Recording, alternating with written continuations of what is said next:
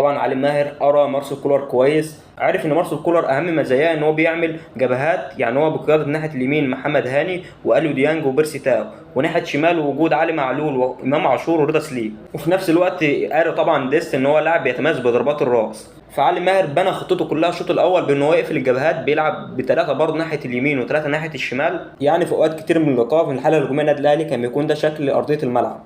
كان بيرجع محمد الشامي مع محمد هاني، محمود حماده بيرجع مع اليو ديانج بالتطابق ناحيه الشمال النادي الاهلي، علي معلول برضو ممسوك من ميدو جابر، وامام عاشور ممسوك بسعد فكري، وفي نفس الوقت رضا سليم مع كريم العراقي.